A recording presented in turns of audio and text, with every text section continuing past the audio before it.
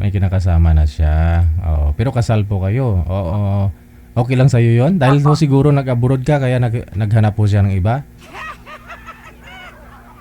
Okay lang yung DJ kasi hindi naman natin hawak yung isip ng tao. Oo. Ilang taon na po kayo nag-abroad? Ano, Dumating yung amo. ngayon, finish contract na ngayon, ano. Actually, pauwi na ako next month. Pauwi ka na next month. So, dapat po pala may ano no, may uuwian ka na dito sa Pilipinas. Saan po kayo dito sa Pilipinas, Mama Rivic?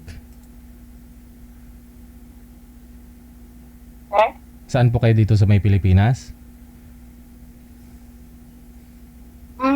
Sa ano po? Cagayan Valley po. Cagayan Valley. Ilocana. Oo. So, ang Ilocana. Pero yung dati kong asawa, ano, taga Negros. Negros Oriental. Oriental. Okay, Bisaya. So, ilang taon lang po kayo nagsama? 13. 13 years. Matagal din, no?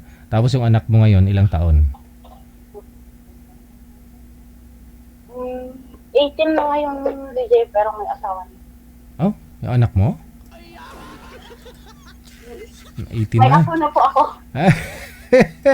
Lula Marivic ka na pala, ha?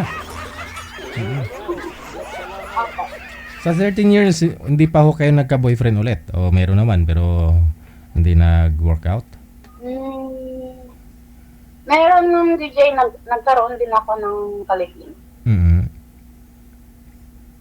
Dahil Pero nasa abroad ka?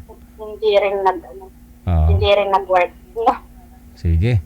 So anong hanap mo? Okay lang po ba sa inyo na mas prefer mo yung taga or Ilocano din?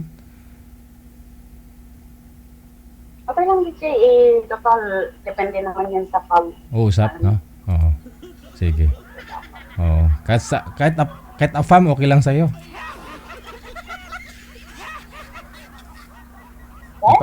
Kahit Apampanga.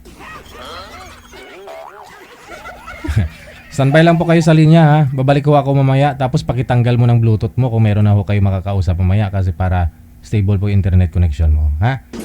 Okay, sige. Okay, DJ. Si Miss Marivic mula po sa May Saudi, 42 years old, ha? Mga sir, PM lang sa hotline natin, nasa line 1 po siya, ha? Si Mama Rivic.